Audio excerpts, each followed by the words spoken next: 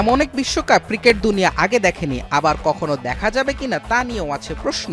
বাংলাদেশ নিজেদের সরিয়ে নিয়েছিল নিরাপত্তা অজুহাতে, আর পাকিস্তান বিশ্বকাপে ভারতের বিপক্ষে ম্যাচ বয়কটের সিদ্ধান্ত নেয় বাংলাদেশকে সমর্থন জানিয়ে।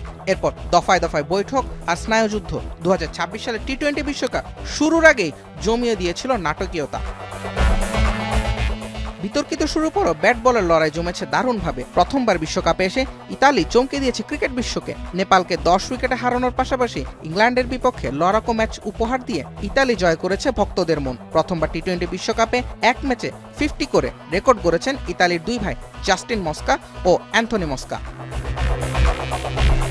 দল হিসেবে নজর কেড়েছে জিম্বাবুয়েও। একসময় ক্রিকেটে দাপট দেখানো রোডেশিয়ানরা এবারের আসরে ফের যেন নিজেদের ফিরে আসার বার্তা দিয়েছে। গ্রুপ পর্বে শ্রীলঙ্কা এবং অস্ট্রেলিয়াকে হারানো জিম্বাবুয়ে সুপার 8-এ পা রেখে ভারতের বিপক্ষেও সমান্তরে লড়ে যাওয়া উপভোগ করেছেন দর্শকরা। এবারের বিশ্বকাপ সাক্ষী হয়েছে এক ম্যাচে 2 সুপার ওভারেরও। শ্বাসরুদ্ধকর সে ম্যাচে যদিও শেষ পর্যন্ত দক্ষিণ আফ্রিকার কাছে হারতে হয়েছে আফগানিস্তানকে। রেকর্ড হয়েছে সেঞ্চুরিরও। এর আগে এক বিশ্বকাপে 2 সেঞ্চুরি দেখা গিয়েছিল 3 বার। তবে 2026 সালের বিশ্বকাপ ফাইনালের আগে পর্যন্ত দেখা মিলেছে 7 সেঞ্চুরির। ফিন অ্যালেন গড়েছেন বিশ্বকাপে দ্রুততম শতকের রেকর্ডটাও। এক আসরে 2 সেঞ্চুরি রেকর্ড করার পাশাপাশি বিরাট কোহলিকে পেছনে ফেলে সর্বোচ্চ রানের রেকর্ডটাও নিজের করে নিয়েছেন পাকিস্তানের সাহিবজাদা ফারহান।